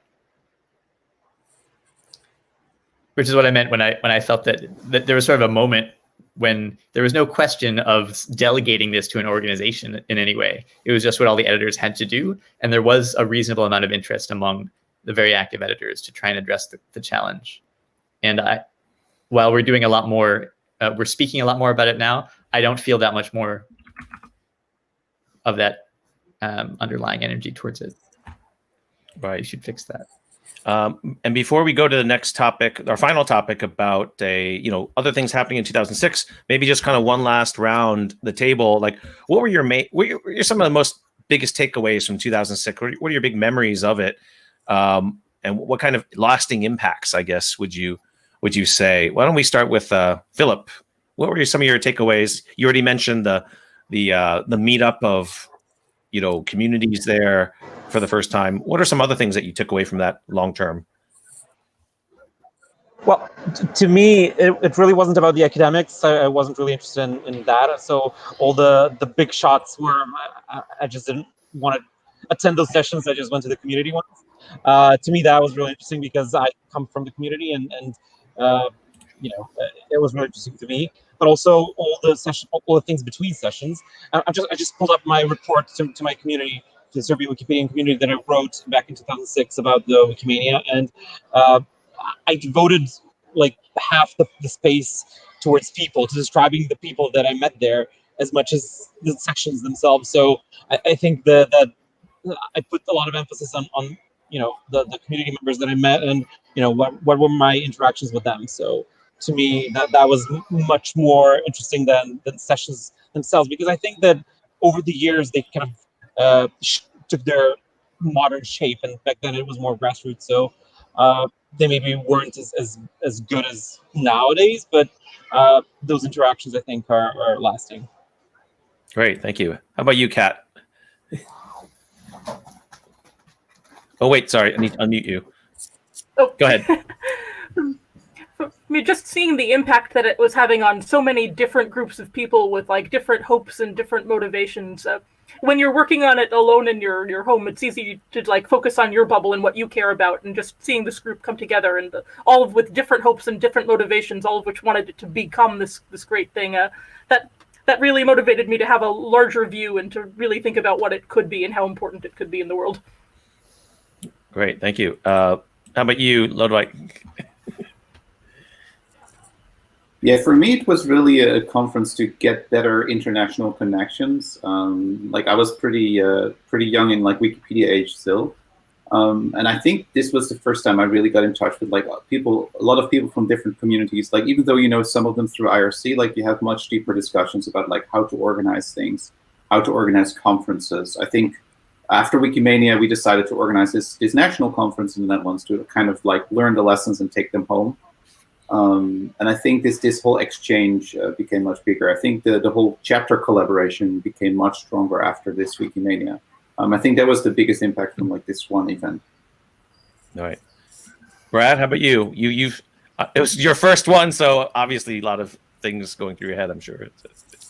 Yeah, I think of the idea that what I know I'm most proud of was the idea that we did have a clear direction. We knew that we were in a really heavy growth pattern. We knew that we were going to be successful moving forward. And I think, the other part, which was very clear from the interest level of the kind of the bigwigs, was that we were on the verge of being able to pull in major donations. And I think systemically, from a foundation perspective, this was ahead of, what was the first $1 million fundraiser, and then followed by the first time that we had significant personal contributions from some bigwigs. And that really started, trending toward a financial security that was going to mean we'd be able to do much more in terms of developing the foundation and the support network around, both technically and then with people. Getting a new executive director in, that was very soon before we got Sue Gardner. And, 2006 and this Wikimania really charted, that was where we really laid out the course and we really saw what was ahead and we started moving in that direction, and obviously very successfully. Right. Phoebe? Yeah, so personally, beyond sort of my involvement in Wikimedia, which grew after this conference, I had a memorable conversation with Brad at some point walking across the Harvard Law School lawn, where I think I was talking about how I wanted to bring Wikipedia into education and do more outreach and, all these ideas I had. And I believe you said something, Brad, like, why don't you write a book? Which I did. It took a couple years, but that was the seed of that idea. The other sort of deeply personal implication for me is, as I said, I now actually live very near Cambridge, Massachusetts, and I moved here for a job at MIT. But when I moved here, I still had friends here from this conference from 2006, and I moved here about 5 years ago, and some of those people said to me, "Oh, I thought you sort of lived here all along." So it was really like so many of our events. it really did seed friendships that have stayed, acquaintanceships and friendships that have stayed for a long, long time. So that's been cool. Yeah. SJ, how about you? It definitely sold me on the value of having lots of people together. There was a joy that lasted for a long time. It brought me a lot closer with the Berkman Center and some of the other groups who showed up, and drew me into that circle of people thinking about the structure of the internet, and not just Wikipedia as a community in itself, but as a representation of what society can be like in different contexts. Right. I think I'm still in touch with a number of people who I met because they came as speakers, and I feel they might, in some ways, their connection to the volunteer community around their work also started there. Right. Andrew, what about you? What about you? Yeah, you were there too. Well, I told a miniature version of the story last week, but the bigger version of the story is when I first, it was because it was so hot. People were staying in the dorms were looking for any way to get out of the heat. So I happened to be, very graciously, Rebecca McKinnon, who some of you folks may know, was a fellow at Berkman Center, but she was not in town that week. And she said, "Oh, you can stay in my apartment." And fortunately, that apartment had air conditioning. So I don't know, maybe I've never told Rebecca this before, but I let some folks stay with me in that apartment because of the air conditioning. And one of them was James Forrester, who was on the show last week. And so James and Austin and I think one other person stayed with me in that apartment because it was the only place that had air conditioning that they had. And I told James, "Why don't you sleep on the sofa?" And he goes, No, I'll sleep on this chair. I'm like, "You're sleeping on the chair? Don't do that. Just don't." And he goes, No, it's fine. So James was using his laptop and fell asleep while using his laptop. And he must have moved in the middle of the night, and that laptop went crashing down to the floor and smashed into the screen got completely cracked. It was unusable, and he destroyed his laptop as a result of sleeping in that chair. Now, that's not the memorable part. The memorable part was he was going to be flying back to London, but laptops were much cheaper in the U.S. than London, right? If you want to buy a replacement Mac laptop, and there was an Apple store in Boston, but there was a problem so we went with James to the Apple store to get him a replacement laptop. I said, "Oh, we can give you an academic discount." I was an academic at the time, but I think his UK credit card wouldn't go, right, Phoebe? They wouldn't take his UK credit card. So Phoebe went at her credit card and goes, "Oh, no worry, I'll pay for it. You can pay me back later." And Phoebe and James actually didn't know each other that well. We became friends in 2006. We became friends at this conference. To charge something for $1,500 for someone you just met recently is kind of weird.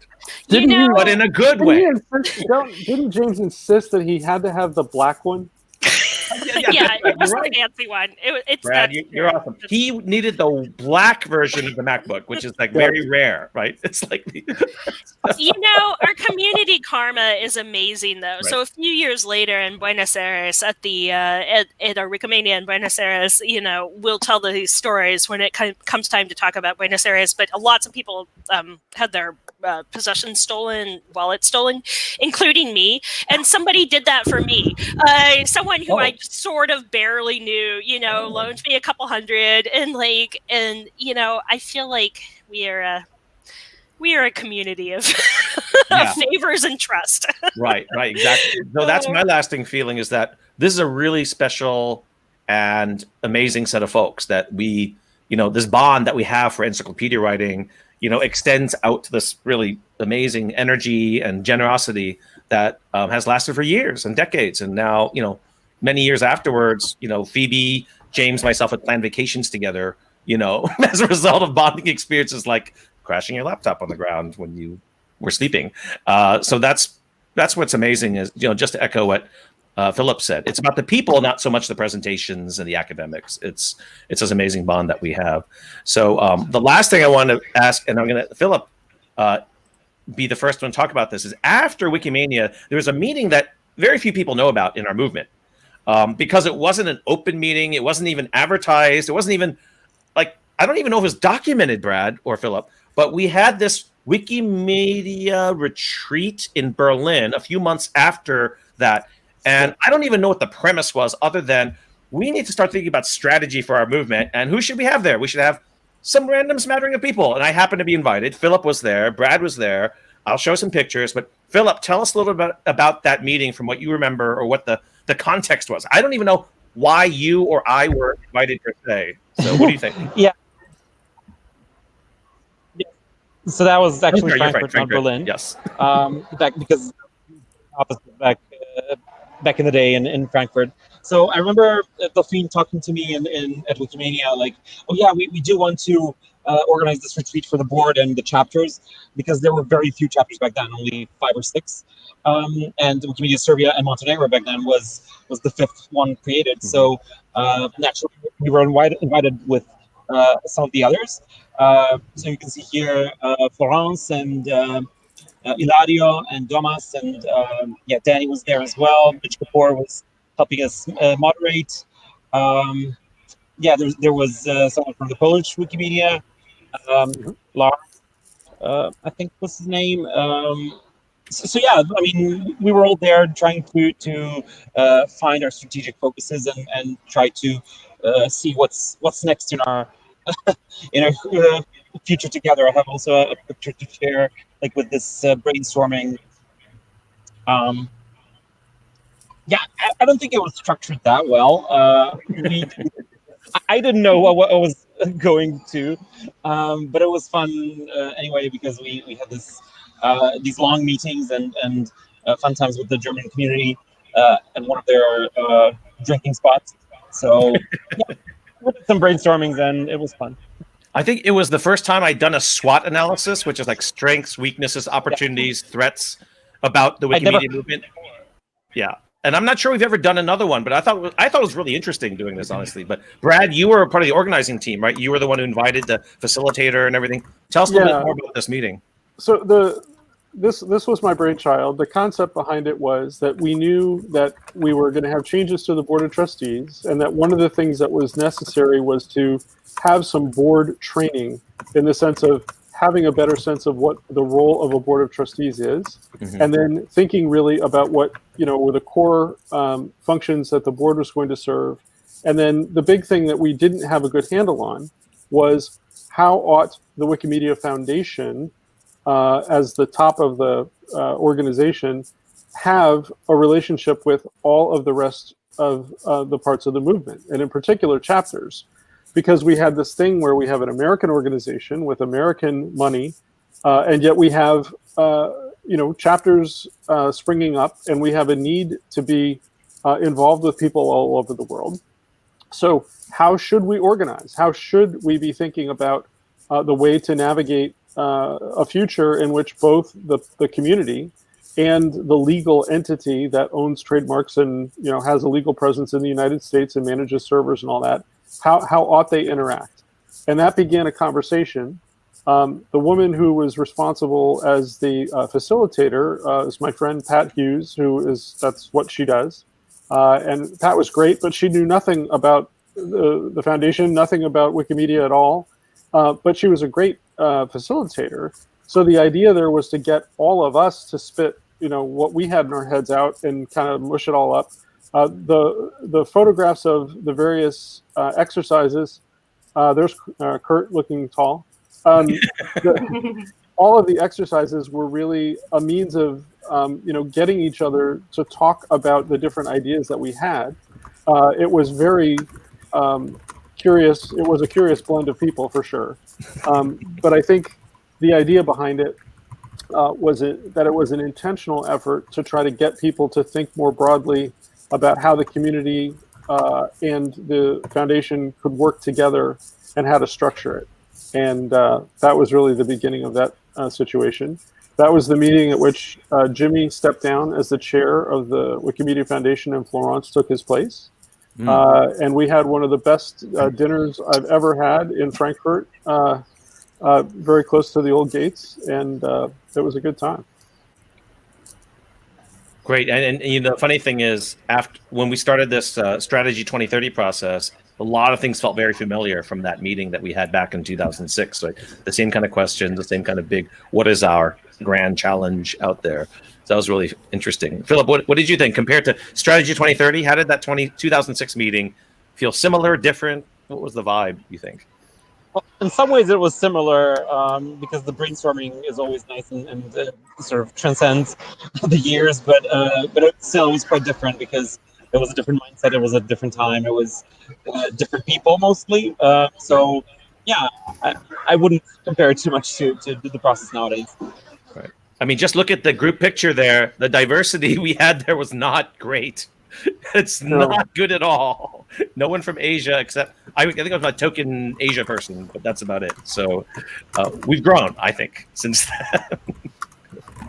Well, thanks so much. Go ahead. I was just going to say the one thing that was, I know that the history is such, and history will reflect, because Germany was first in 2005, and because of their organization, tremendous organization at the time.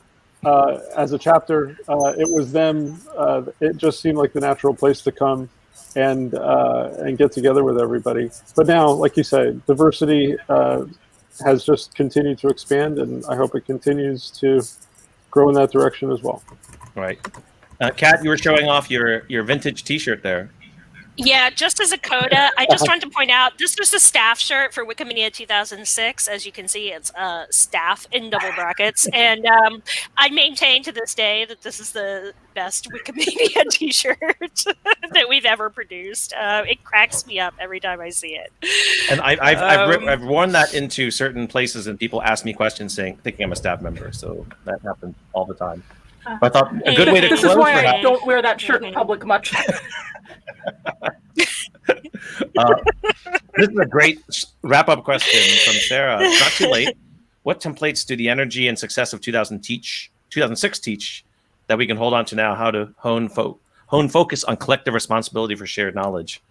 Interesting. So what were some of the things from 2006 that kind of are relevant today? Any thoughts from folks?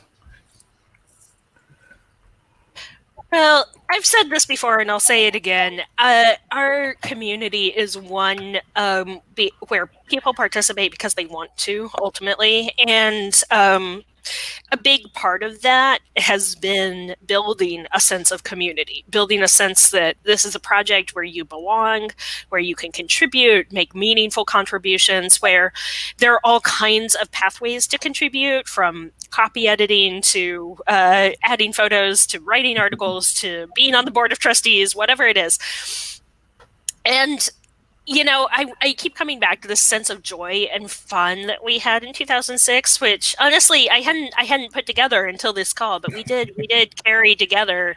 You know, we had lots of silly moments. We celebrated kind of what a ridiculous project this was, and I think, you know, I'm not sure we took ourselves totally seriously yet. And there's a lot of benefit to that. While at the same time, you know, just being entranced by the possibility, and you know, where we could go. Right. Any other feedback on that lasting effects from 2006, or how do some of the things we talked about in 2006 affect us today? Yeah, I think so as I was going back into the notes, into the recordings, like what really struck me was like how much people disagreed with each other. And that is kind of refreshing. Like even within the foundation, I remember I saw this board panel where basically they were talking about how outdated the bylaws were. And Florence just suggests, okay, yeah, you're actually right. Let's rewrite it next month. And then the one after we'll have a vote. And then Jimmy basically said, well, actually, maybe let's not do that because, let's talk about it during the board retreat that we're going to do in October. And we'll just invite some extra people along. There was this whole discussion about OLPC, and there was this press conference where Jimmy announced, like, look, we're going to do this OLPC thing. And then there was this voice from a French lady in the audience that was asking, like, so what does the French community think about this, for example? Because you may have some some French, they may have some opinion about this using their content. And then there was a whole back and forth concluding like, okay, of course, in every country, we're going to do the language version that's most appropriate for that country. And then it turned out that that voice was actually one other board member from the Wikimedia Foundation, which is really hilarious. If I look back at that recording, I'm sure that it sends some chills down spines of people who are in that press conference. But it is kind of refreshing to see that people were still publicly disagreeing with each other and having a discussion on like what should the route be that this foundation should take, and that is something that we can definitely learn from, even though it's painful for the people in that discussion.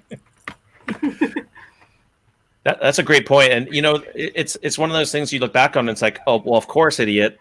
But think about these early Wikimanias. These were the only Wikimanias where there was no Wikimedia Foundation staff to make up the bulk of the programming, right? These days, we expect a big chunk to be updates on this project. What is the foundation doing here? Like this was just community, grassroots. We're never going to go back to that, nor should we, but it's like amazing to think that it was so grassroots at the time, right? Well, in all fairness, if we would have had a Brian track, I'm pretty sure it would have been crowded. People would have loved that. All Vibber all the time. Yeah. It's in Esperanto though. you have to learn Esperanto to attend this track. Right. It's a great incentive. Any other closing thoughts on the lasting legacy of 2006 Wikipedia? I mean, I think that there's some joy and there's some real talent and skill and accomplishment in a community of will of people just hanging out with each other because they like it, and not feeling super professional, being tolerant of things like SPOO.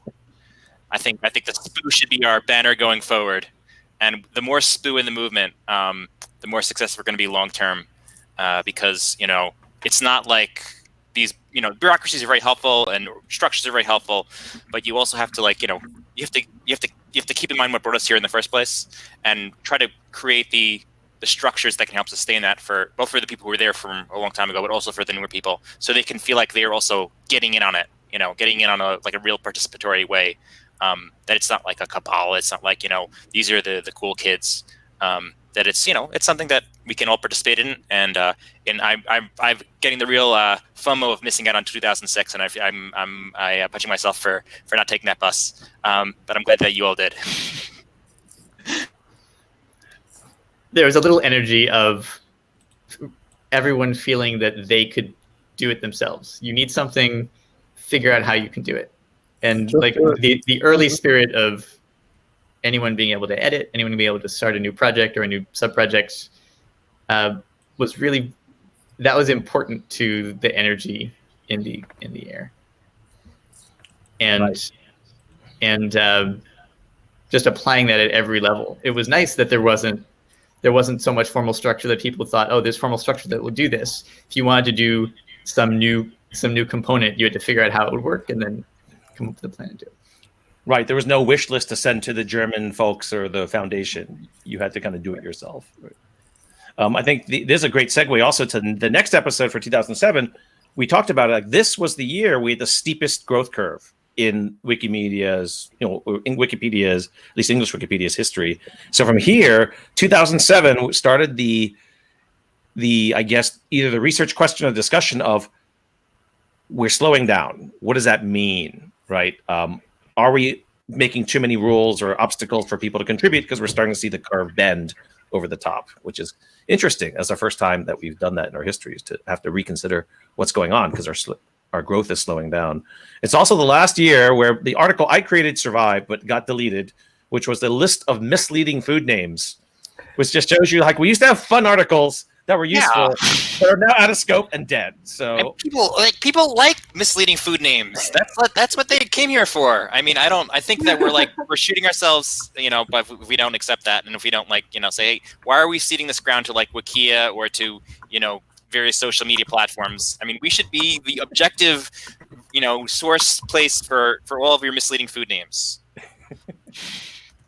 Well, maybe we'll have an episode where we have our pet peeve articles that are deleted, but we wish still survive. That would be a good episode. Oh my God, Kat, that's wonderful. Would you like to share that? Sure.